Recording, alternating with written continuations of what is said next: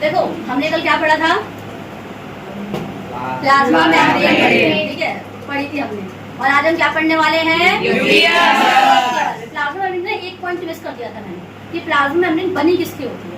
तो plasma membrane आपकी बनी होती है लिपिड और प्रोटीन की बनी होती है। किसकी बनी होती है, लिपिड और प्रोटीन। इसको हम कंबाइन करके क्या बोल देते हैं, लिपोप्रोटीन बोल देते हैं। क्या बोल देते हैं, लिपोप्रोटीन। यही वाली बात थी, शायद कल रह गई थी बतानी, इसलिए मैंने आज बता दी आपको।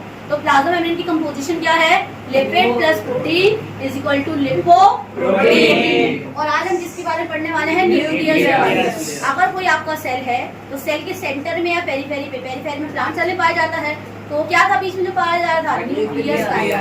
क्या पाया जा रहा था, न्यूक्लियस को दिखाया है। अब इसके आउटर मोस्ट कवरिंग को तुम क्या कहते हो, मान लो सेल है, मान लो एक बोर्ड की जो आउटलाइनिंग है ये सेल है, और सेल की इसमें क्या है, ये एक न्यूक्लियस है, ऐसे मान सकते हो। तो सेल है और उसके अंदर में क्या है, न्यूक्लियस। तो न्यूक्लियस क्या है, न्यूक्लियस सेल का, जैसे हमारी बॉडी, न्यूक्लियस को समझने से पहले मान लो मेरी पूरी बॉडी कंट्रोल कौन करता है, ब्रेन करता है ना। तो मेरे बॉडी का कंट्रोल हाउस कहाँ पे है, ब्रेन में। कंप्यूटर का कंट्रोल हाउस क्या है, सीपीयू होता है ना।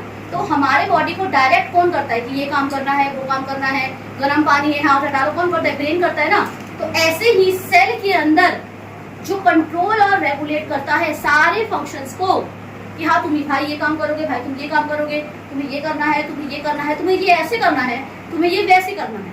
तो जो सारे कंट्रोल करे एक्टिविटीज को और डायरेक्ट भी करे कि हाँ ये काम कैसे करना है, कब करना है और किस तरीके से करना है।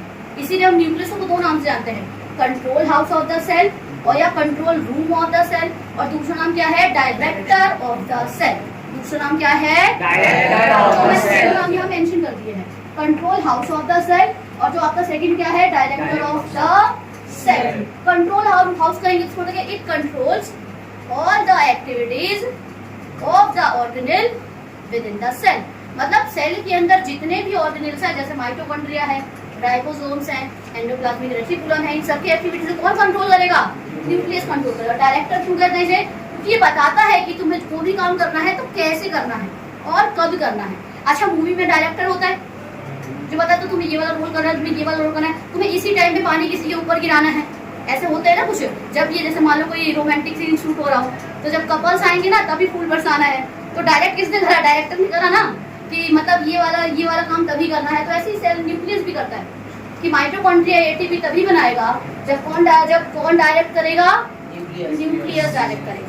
तो मतलब ये सब काम बता कौन रहा है, कौन कंट्रोल कौन कर रहा है, न्यूक्लियस कर रहा है। तो न्यूक्लियस का ओवरऑल फंक्शन समझ आ गया। अब पता है न्यूक्लियस ना सेल डिवीजन में भी हेल्प करता है, कैसे करता है वो एंड होते होते हमें समझ आ जाएगा। तो न्यूक्लियस में क्या होता है, कंट्रोल करता है, डायरेक्ट करता है और सेल डिवीजन भी कराता है। सेल डिवीजन मतलब क्या, एक सेल से ना जब दो सेल बनेंगे तो उसे हम क्या बोल देते हैं, सेल डिवीजन। तो सेल डिवीजन भी कौन कराता है, न्यूक्लियस ही कराता है। ठीक है, अब सबसे पहले आते हैं न्यूक्लियस के स्ट्रक्चर से। ये आपको सबसे पहले न्यूक्लियस ना डबल मेम्ब्रेन स्ट्रक्चर है। कैसा स्ट्रक्चर है, डबल मेम्ब्रेन। ठीक है, न्यूक्लियस हो गया, आपका माइटोकॉन्ड्रिया हो गया, ये सारे कैसे मेम्ब्रेन स्ट्रक्चर है, डबल मेम्ब्रेन। और एक वो प्लास्टिड के अंदर वो क्लोरोप्लास्ट। ठीक है, अब ये देखो, ये इसकी क्या है, न्यूक्लियस।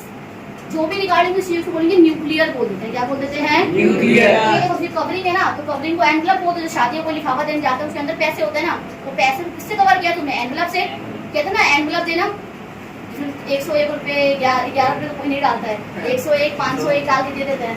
तो न्यूक्लियस को कवर कौन कर रहा है, एक एनवलप कर रही है, और न्यूक्लियस को कवर कर रही है, इसलिए मैंने क्या बोल दिया, न्यूक्लियर एनवलप बोल दिया। क्या है ये, डबल मेम्ब्रेन है, तो एक अंदर में होगी और एक कहाँ होगी, तो ये वाली आपकी अंदर वाली है और ये वाली आपकी बाहर वाली। तो ये चीज और इनर न्यूक्लियर एनवलप और ये आपकी आउटर न्यूक्लियर एनवलप। ये समझ आ गया।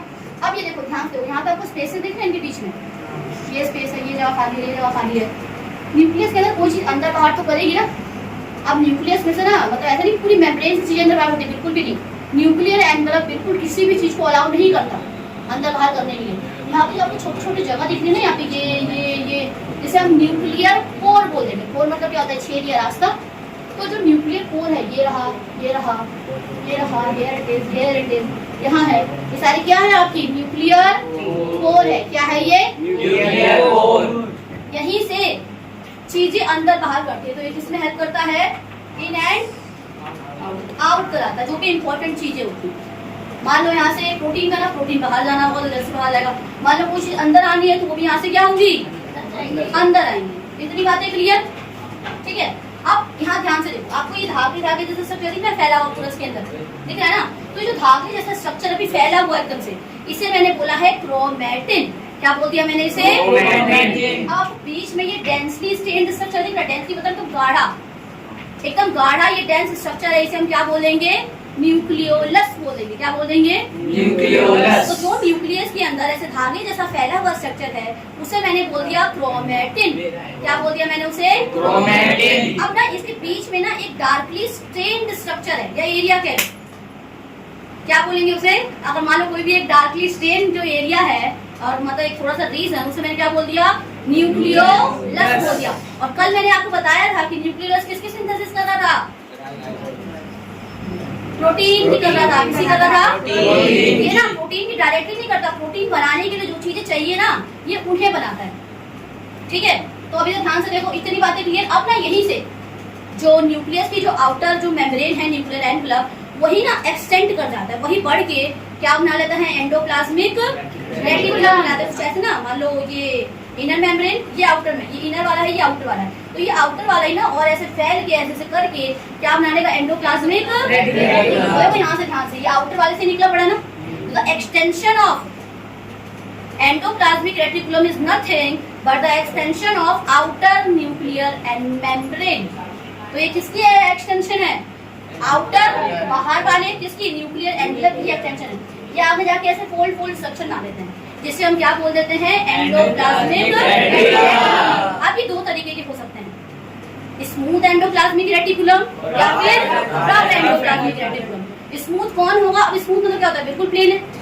रफ मतलब थोड़ा खुरदुरा टाइप होना चाहिए। तो जिस भी एंडोप्लाज्मिक रेटिकुलम के सरफेस पे राइबोसोम पाया जाएगा उसे हम कौन सा रेटिकुलम बोलेंगे, रफ एंडोप्लाज्मिक रेटिकुलम। क्योंकि मान लो कोई ऐसे पेज रख दो, उसकी मैं छोटी छोटी सी दाल रख दूं तो मुझे छूने में कैसा लगेगा, रफ लगेगा ना।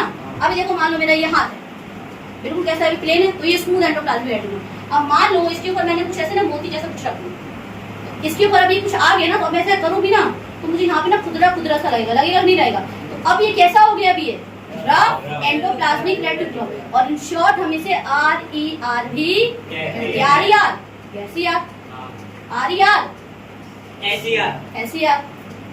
ठीक है। तो मेरे ख्याल से आपको ये वाला, इसको पढ़ेंगे अभी थोड़ा सा अलग से भी, लेकिन इन शॉर्ट थोड़े बहुत ना आइडिया दे दिया मैंने, ठीक है। न्यूक्लियोलस क्या है, ये इसको ना लिटिल न्यूक्लियस भी कहते हैं, छोटा न्यूक्लियस भी कहते हैं, क्योंकि ये भी ना बहुत सारे काम कर रहा होता है, ठीक है। और इसको भी डिटेल पढ़ने से पहले यहाँ पे जो पानी होगा ना, ये पानी, इसको हम बोलते हैं, अब सेल के अंदर के पानी को बोलते थे साइटोप्लाज्म। अब न्यूक्लियस के अंदर के फ्लूइड को हम क्या बोल देंगे, न्यूक्लियोप्लाज्म। क्या बोल देंगे, न्यूक्लियोप्लाज्म। आई थिंक मैंने यहाँ लिखा नहीं है, न्यूक्लियोप्लाज्म, ठीक है। सेल के अंदर के पानी को साइटोप्लाज्म, न्यूक्लियस के अंदर के पानी को न्यूक्लियोप्लाज्म। क्या ये फ्लूइड फिल्ड है जो क्या कर रहा है, एक तरीके से स्पेस प्रोवाइड कर रहा है कि सारी चीजें क्या करते हैं, इसके अंदर रह जाए, एक तरीके से साइट है जहाँ पे सारी चीजें रहती है। अब ना सबसे पहले न्यूक्लियोलस को कहा जाता था लिटिल न्यूक्लियस, कह सकते हो आप इसे, ठीक है। ये स्फेरिकल स्ट्रक्चर, कैसा स्ट्रक्चर है, स्फेरिकल। वो देखिए सबने, वो ना पूरी राउंड नहीं होती, ऊपर से ना हल्का सा वो थोड़ा ऐसे रहता है ना, इधर से राउंड रहेगा और हल्का सा ना नीचे थोड़ा सा फ्लैट रहता है। तो ऐसे स्ट्रक्चर को हम क्या बोलते हैं, स्फेरिकल बोलते हैं। क्या बोल देते हैं, स्फेरिकल। ये कैसा होता है, स्फेरिकल है। कैसा स्ट्रक्चर है, स्फेरिकल। किसकी बात करें, न्यूक्लियोलस की बात करें, व्हिच इज दिस, जो कि ये है, ठीक है, स्फेरिकल है। और सबसे पहले इसे किसने ऑब्जर्व करा था, 1781 में करा था। साइंटिस्ट का नाम है फोंटेना। क्या नाम है साइंटिस्ट का, फोंटेना। वो साइंटिस्ट है जिन्होंने सबसे पहले न्यूक्लियोलस को ऑब्जर्व करा था। इतना क्लियर, ठीक है। ये नॉन मेम्ब्रेनस है, जैसे ये डबल मेम्ब्रेन बाउंड था, इसमें कोई मेम्ब्रेन होती ही नहीं है, सिंगल मेम्ब्रेन भी नहीं है, नॉन मेम्ब्रेनस है। बस मैंने किसी चीज को ऐसे ही रख दिया, उस पर कोई कवरिंग है भी नहीं, ऐसा समझ, ना तो सिंगल कवरिंग है ना डबल कवरिंग है, सिर्फ नॉन मेम्ब्रेनस मतलब कोई मेम्ब्रेन ऊपर है ही नहीं, ठीक है। अच्छा, नॉन मेम्ब्रेनस से पता क्या समझते हो, जैसे मान लो आम है, आम का मैंने छिलका हटा दिया, तो अब जो उसको जो पल्प बचा है ना, येलो वाला पार्ट, क्या उसमें अभी भी कोई कवरिंग बची है? तो ऐसे स्ट्रक्चर को हम क्या कहते हैं? नॉन मेम्ब्रेनस कहते हैं। ठीक है, यश मानी आ रहा है क्या? इधर देखो, अभी किससे ये क्या बनाता है? आरआरएनए बनाता है। क्या बनाता है? आरआरएनए। यही आरआरएनए है जो आगे जाके राइबोसोम बनाएगा, याद रखना। ये क्या है? आरएनए है। आरआरएनए मतलब क्या है? Ribosomal RNA. Ribosomal RNA. अब समझो होता क्या, पहले सारी बातें बता देती हूँ। ये साइट है प्रोटीन सिंथेसिस का। आरआरएनए समझ आया कि ये आरआरएनए बना रहे हैं, बस आरआरएनए समझो कोई एक मॉलिक्यूल है, प्रोटीन का क्या है? एक मॉलिक्यूल। अब पता है ये आरआरएनए बन गया, ठीक है? ऐसा देखने में बहुत क्या आरआरएनए, ठीक है? ये आरआरएनए बन गया। अब ना यहाँ से न्यूक्लियर पोर से होता हुआ प्रोटीन अंदर आएगा। क्या अंदर आएगा? प्रोटीन अंदर आता है। प्रोटीन किसके अंदर चला जाता है? न्यूक्लियो नहीं। अब जो ये आरएनए बना इसलिए इसको बाहर दे दिया, न्यूक्लियोप्लाज्म के अंदर दे दिया, ठीक है? तो आरएनए कहाँ है? न्यूक्लियोप्लाज्म के अंदर। और यहाँ पे पहले से क्या आया हुआ था? प्रोटीन। तो यहाँ पे प्रोटीन ऐसे ही ऐसे मिल जाता है और यहाँ पे ना इसको जोड़ने के लिए एक स्ट्रक्चर हो जाता है जिसे हम बोलते हैं एमआरएनए। याद रखना, नहीं करोगे तो दिक्कत नहीं है। तो यहाँ पे आ गया था आरएनए जो प्रोटीन के साथ, इनको कंबाइन किया, हम क्या करेंगे? ये तुम्हारा आरएनए है, क्या है तुम्हारा? और ये क्या है? तुम्हारा प्रोटीन। तो आरएनए और प्रोटीन को मिला के बन जाता है राइबोसोम। क्या बन जाता है? राइबोसोम। बन गया राइबोसोम। अब ये किसकी सिंथेसिस करेगा? प्रोटीन बनाएगा। इतना समझ आया? न्यूक्लियोलस ने बनाया आरआरएनए, बाहर से आया था प्रोटीन, दोनों को जोड़ दिया एमआरएनए ने, और इनको कंबाइन किया हम क्या बोल देते हैं? राइबोसोम। जब तुम राइबोसोम के बारे में पढ़ोगे तो राइबोसोम पता है किससे बना होता है? उसमें बताया जाएगा कि राइबोसोम इज कंपोज्ड ऑफ और फॉर्म्ड फ्रॉम आरआरएनए और प्रोटीन से बना होता है। इसीलिए राइबोसोम कुछ नहीं, कोई तरीके का प्रोटीन ही है।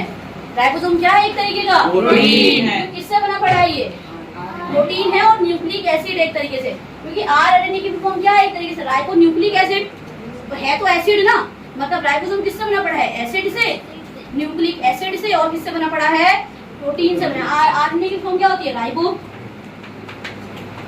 Nucleic acid. इतना समझ आया? और डीएनए की फुल फॉर्म क्या रहेगी? डीऑक्सी। डीएनए बोल, मैं आरएनए की फुल फॉर्म बताई बस मैंने यहाँ पे, और इसमें डीएनए की फुल फॉर्म क्या कर दोगे? सब कुछ सेम है, बस आगे डीऑक्सी लगा दो। क्या लगा दोगे? डीऑक्सी। तो डीएनए की फुल फॉर्म हो जाएगी आपकी डीऑक्सी राइबो न्यूक्लिक एसिड, और आरएनए की फुल फॉर्म क्या हो जाएगी?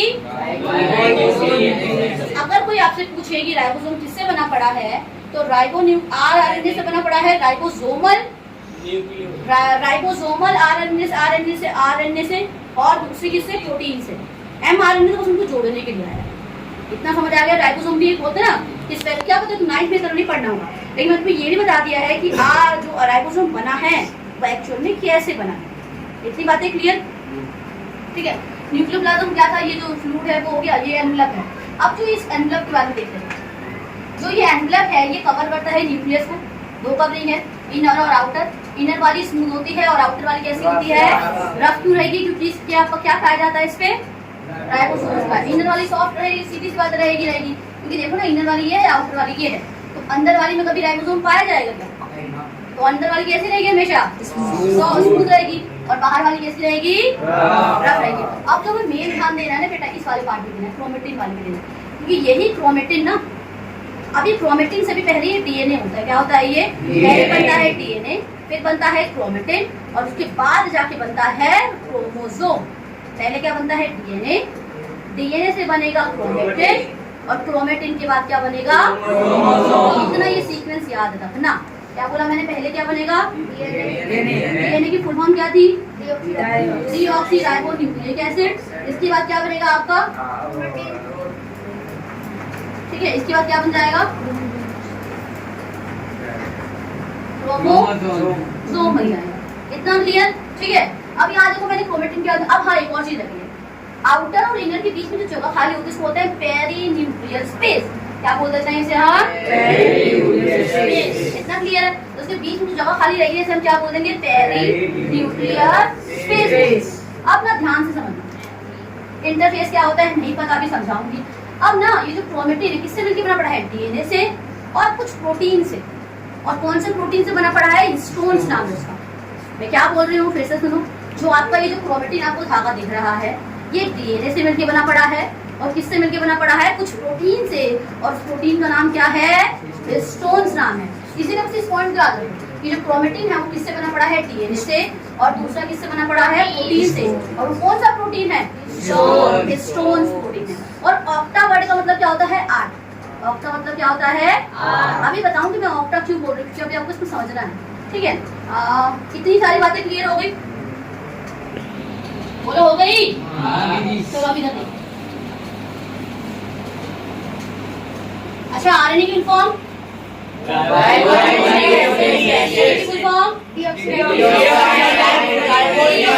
राइबोन्यूक्लिक एसिड, ठीक है। सीक्वेंस फिर से लिख देती हूँ, ध्यान से देखना। डीएनए, फिर क्या था? क्रोमेटिन, फिर क्या था? क्रोमो। डीएनए ना कुछ इस तरीके का यहाँ पे ना ऐसे बेस पेयर लगे पड़े हैं, ऐसे ये क्या लगे पड़े हैं? ये एक डबल हेलिकल स्ट्रक्चर है। कैसा स्ट्रक्चर है? डबल हेलिकल स्ट्रक्चर है, जिसके बीच में क्या लगे पड़े हैं? बेस पेयर्स लगे पड़े हैं। क्या लगे पड़े हैं? ये बेस पेयर। यहाँ ए हो सकता है तो यहाँ टी हो सकता है, यहाँ सी हो सकता है तो यहाँ जी हो सकता है। ए मतलब एडेनिन, टी मतलब थाइमिन, सी मतलब साइटोसिन और जी मतलब गुआनिन। आपको नाम याद नहीं करना, बस बता रही हूँ कि इनके बीच में क्या लगे पड़े हैं? Base pairs. अब इसी का उल्टा हो जाएगा, ए टी है तो फिर टी और ए लग जाएगा, फिर जी और सी लग जाएगा। अगर इनके कभी भी गड़बड़ी आई सीक्वेंस में, मान लो अगर ए की जगह पे टी आ गया या ए की जगह पे सी आ गया, तो इसकी वजह से आपको एक जेनेटिक बीमारी हो सकती है, म्यूटेशन हो जाता है। क्या हो जाता है? म्यूटेशन। अगर बेस पेयर ने अपना सीक्वेंस बदल लिया किसी भी कारणवश, दवाई की वजह से, किसी भी फैक्टर की वजह से, तो हम क्या कहते हैं कि म्यूटेशन हो गया। क्या हो गया है? म्यूटेशन। और इसी को हम क्या बोल देते हैं कि एक जेनेटिक डिसऑर्डर हो गया है। क्या हो गया है? एक जेनेटिक डिसऑर्डर। डीएनए का स्ट्रक्चर क्लियर है? ये डबल हेलिकल स्ट्रक्चर है। अब जो ये डीएनए है ना, ये डीएनए ना प्रोटीन के अराउंड ऐसे लिपटने लग जाता है। क्या करने लग जाता है? प्रोटीन के अराउंड ये ऐसे क्या करेगा? लिपटने लगेगा, ठीक है। अब ये डीएनए है, सपोज करो कि ये जो धागा है ना, ये धागा मान लो एक डीएनए। अभी देखो ये डबल हेलिकल तो मैं दिखा नहीं सकती, बस मैं ऐसे ही कि मान लो ये जो धागा है ये क्या है? अभी आपका ये डीएनए, और मैंने बोला था ये प्रोटीन के आसपास लिपटेगा।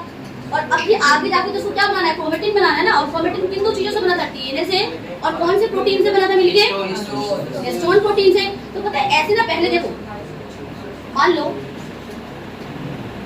पहले ना, मान लो ये डीएनए है, पहले ये डीएनए आगे ना पहले एक प्रोटीन से ऐसे लिपटेगा, लिपट गया। ऐसे करते करते ना ये 8 प्रोटीन से लिपटता चला जाएगा। समझे मैं क्या कह रही? मैंने बोला पहले ये डीएनए का धागा है, पहले ये एक प्रोटीन से लिपटा हिस्टोन के, ऐसे करते करते ना ये 8 प्रोटीन से लिपो करेगा। कितने प्रोटीन से लिपटेगा ये? 8। मान लो एक से आ गया, अब ये दूसरे से लिपटेगा यूं करके।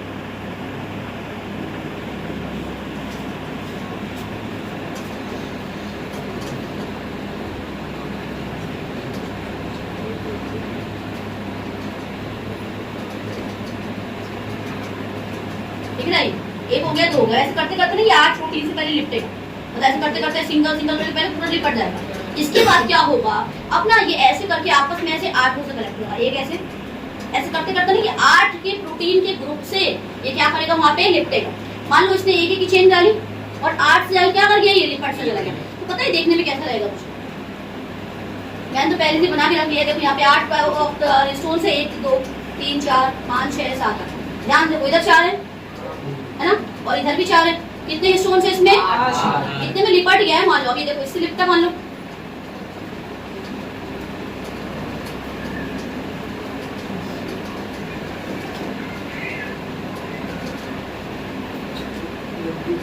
बच्चा है,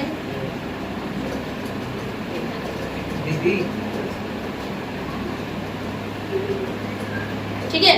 ये कितने हैं? ऑक्टामर। इसे हम क्या बोलेंगे? हिस्टोन्स का ऑक्टामर है। क्या है ये? ऑक्टामर। हिस्टोन का ऑक्टामर है। क्या है? ऑक्टामर। हिस्टोन्स का ऑक्टामर है, ठीक है। अभी आगे जाके और, ठीक है, अभी आगे जाके डीएनए क्या है? डीएनए ना, अभी और ऑक्टामर से लिखेगा। पहले ये एक एक की चेन थी, याद रखो, पहले एक एक था, पहले उसने 8 का ग्रुप बनाया होगा, उस उसके बाद ही और उसे लिपटेगा, फिर 8 एटम ग्रुप बन गया। अभी देखो ऐसा कुछ रहेगा, देखो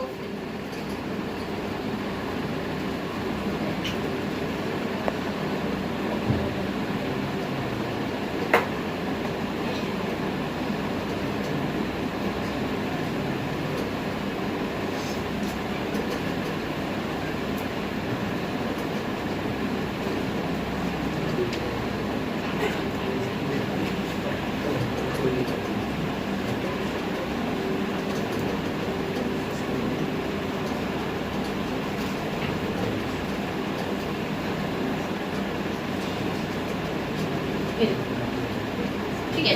डीएनए और ये क्या थे, हिस्टोन्स के ऑक्टामर थे। ठीक है, पहले इसने एक ही चीज में अगर मैंने आपको ग्रुप बनाया तो इस तरीके से ना पहले लिपट गए।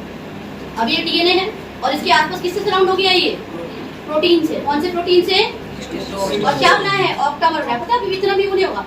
तो अभी ये बन गया क्रोमेटिन। क्या है ये पूरा तुम्हारा, ये ऐसे ही ना बहुत बड़ा सा ना फैला होता है पूरे न्यूक्लियस के अंदर, पूरे प्रोटीन भी लगे पड़े रहेंगे, सब कुछ रहेगा। अब ना जब सेल डिवाइड नहीं कर रहा है, अगर वो एक स्टेज होती है सेल डिवाइड करेगा और एक स्टेज क्या होती है, सेल डिवाइड नहीं करेगा। तो जब सेल, देखो सेल को डिवाइड करने के लिए 2 स्टेज चाहिए। पहले को बोलते हैं इंटरफेस और दूसरे को बोलते हैं एनाफेज। इंटरफेज में वो अपने आप को तैयार कर रहा होता है डिवाइड करने के लिए, इसीलिए इसे हम क्या बोलते हैं, प्रीपरेटरी फेज बोलते हैं। और एनाफेज को बोलते हैं डिवाइडिंग फेज। अब ये प्रीपरेटरी फेज तो चल रहा है, अब ये अपने आप को डिवाइड ही तो करना चाहता है, क्योंकि जो ये पूछा हुआ धागा है ये अपने आप को सुलझा के क्या बना रहा है, क्रोमोसोम बनाएगा। क्योंकि क्रोमोसोम बेसिकली कैसा लगता है देखने में, कुछ इस तरीके, कुछ इस तरीके। मतलब ये धागा सुलझ के ना कुछ ऐसा बनेगा, ध्यान रखना, कुछ ऐसा बनाना है। तो धागे को पूरा क्या करना पड़ेगा, उसके अंदर प्रोटीन भी है तो ध्यान से दिखेगा नहीं, और उसके अंदर ना ये इसी तरीके से लगा पड़ा रहेगा। मान लो ये प्रोटीन ये ऐसे है इसके अंदर ही, और एकदम बोलते हैं कि एकदम ऐसे वो करा हुआ है, कंडेंस है, मतलब बहुत ज्यादा ऐसे क्या बोलते हैं दबाने के लिए वर्ड, बहुत ही कंप्रेस्ड है। अब मैंने इतना बता दिया, डीएनए के अंदर पहले एक कॉस्ट लगी पड़ी रहेगी, उसके बाद 8 ग्रुप बने, ऑक्टामर बना। अब ये क्या करेगा, 6 ले लेगा। कितने ले लेगा, 6। अब ये एक, इसको अकेला मैं बोल दूंगी न्यूक्लियोसोम बोल दूंगी। क्या बोल दूंगी इसे मैं, न्यूक्लियोसोम। और ये भी क्या है, ये भी क्या है, न्यूक्लियोसोम। अब ना 6 न्यूक्लियोसोम और पूरे को मैंने बोला है क्रोमेटिन। इतना समझ आया, अकेले क्या बोल दिया, न्यूक्लियोसोम बोल दिया। अब पता है इसकी 6 की वो बनेगी। अभी देखो 3 ही है, समझ लो 6। अब ना ये इससे फिर से लिखते हैं, ऐसे आया, ऐसे आया, ऐसे 6 का बनेगा। और 6 करके ना पता क्या करते हैं, पूरा ऐसे करके पेयर बना इस तरीके से, ऐसा आपको पूरे एक वो बनाना है। इतना देख लिया, फिर 6, फिर 6, फिर 6, फिर 6 छोड़ दो। अब कुछ देर बाद वो फिर और लिपटेंगे 6 करके, नहीं फिर 32 करके लिपटेंगे। अभी 6 भी रहते ना, तो वो 32 जगह लिपटने के लिए कुछ टाइम बाद पता है कैसे रहेगा कि एकदम ना इतना बड़ा धागा एकदम ऐसे कंडेंस करके एक छोटा सा धागा बन गया। खुद ही इमेजिन करो कैसा रहेगा। और मान लो सिंपल सा ये सीधा सा एक धागा था, अब ये सिर्फ डीएनए है। इसमें पहले तुम क्या करोगे, एक प्रोटीन लगाएगा वो अपने अंदर, उसके बाद क्या करेगा, 6 के ग्रुप बनाएगा, जैसे मैंने बताया अभी। अब जैसे ही वो 6 के ग्रुप बना लेगा, जैसे ही वो 6 के ग्रुप बनाएगा,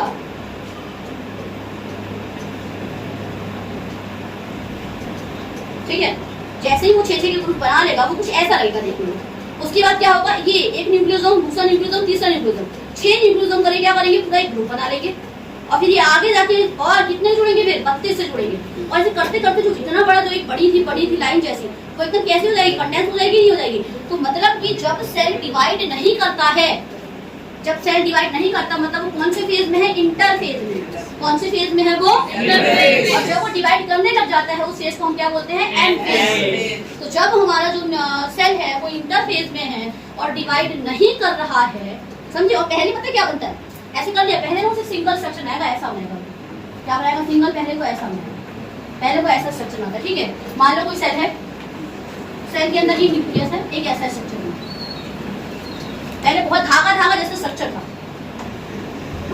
अब ये धागा था, इसने अपने आप को कंडेंस करके ये बना दिया, क्या बना दिया, क्रोमोसोम बना दिया। ये भी क्रोमोसोम ही है, ये भी क्या है, ये क्रोमोसोम। अब ये ना जब सेल डिवाइड करेगा तो ये पहले अपनी एक कॉपी बनाएगा, क्या बनाएगा, अपनी एक कॉपी। और ये कॉपी करके ना अपने आप को ऐसे बनाएगा, जैसा मैंने ये बनाया, कुछ ऐसा बना। अब पता क्या होगा, मैंने आपको सेंट्रोसोम का नाम बताया था, याद करो, जो प्लांट या एनिमल सेल में पाया जाता है, याद है ना। तो अब जो सेंट्रोसोम था ना, यहाँ पे ऐसे कोने में आ जाएंगे, ऐसे उस टाइम पता है क्या होता है, ये न्यूक्लियस में गायब हो जाएगा। जब सेल डिवाइड होने वाला होगा ना तो ये न्यूक्लियस गायब हो जाएगा, जो कवरिंग होगी ना वो टूट जाएगी। क्या हो जाएगी? टूट जाएगी। अब आप मियोसिस और माइटोसिस पढ़ोगे ना, उसमें मैं समझाऊंगी अच्छे से। तो जब मेरा सेल डिवाइड होने को तैयार है तो सबसे पहले क्या गायब होगा? न्यूक्लियर एनवेलप गायब होगा। क्या गायब होगा? तो सेल से दो सेल बनाओगे तो क्या आप क्रोमोसोम आधा नहीं दोगे उसमें? दोगे कि नो? बताओ दोगे ना। अब पता है क्या होगा, ये ना खींचेगा इसको अपनी तरफ। तो सही से ना देखो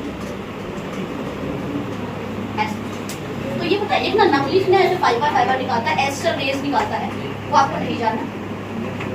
पता क्या करता है, इसके ना इस पे जाके अटैच हो जाएगा और ये वाला भी इस पे जाके जुड़ेगा। ये इसको अपनी तरफ खींचेगा एक को और ये अपनी तरफ खींचेगा। सेंट्रोसोम मैंने बोला था काम है सेल डिवीजन में। अब मान लो इसने खींच लिया और खींच करके ना कुछ ऐसा लगेगा, देखिए मैं ये वही स्ट्रक्चर मान लिया ऐसा। इसने इसको खींच लिया और इधर वाले ने क्या करा, इसको खींच लिया ऐसे, अलग कर दिया इसको। अब अलग करने के बाद क्या होगा, ये अपना एक सेल में चला जाएगा इसमें और ये इसमें एक सेल में चला जाएगा और वापस से न्यूक्लियस वापस आ जाएगा। बस ये भी ये गायब हो जाएगा, ये गायब हो जाएगा, फिर इसमें क्या हो जाएगा, जब से डिवाइड कर जाएगा थोड़े टाइम बाद क्या होगा, ये गायब कर जाएगा और ये एक न्यूक्लियस के अंदर आ जाएगा। पहले न्यूक्लियस गायब होता है और जैसे ही सेल डिवाइड कर जाता है न्यूक्लियर की एनवेलप वापस क्या करती है, वापस आ जाती है। तो मेरे ख्याल से आपको क्रोमेटिन से कैसे वो बना समझ आया था। पहले क्या था वो डीएनए, पहले क्या था डीएनए क्या करा, फिर कंडेंसिंग स्टार्ट हुआ, इंटरफेज में क्या स्टार्ट हुआ, प्रिपरेटरी फेज में क्या हुआ, उसकी कॉइलिंग स्टार्ट हुई। क्या स्टार्ट हुई? किसके किसके अराउंड कॉइल कर रहा था वो?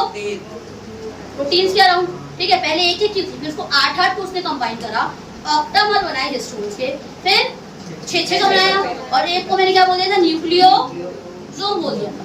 उसके बाद उन्होंने क्या करा, उसको 6 करा, फिर 32 ग्रुप में कंबाइन होता है और धीरे धीरे करके ना ये और पास आके एकदम डार्कली स्टेट कर देते हैं। ध्यान से अगर मैं तुम्हें एक समझाऊं यहाँ पे, तो अगर मान लो ये तुम्हारा एक क्रोमोसोम है, इसके अंदर ना अभी भी वो सारी चीजें ऐसे 8-8 ग्रुप से ना वो इतने पास होंगे तो पता भी नहीं रहेगा डीएनए है, ऐसे ऐसे डीएनए है। अब वो 8 ग्रुप बना, ठीक है। तुम्हें देखने में तो देखो 4 ही दिखेगा सामने से और पीछे इसके क्या है, 4 है। तो इसकी कुछ अराउंड ऐसे करके लिख रखी है,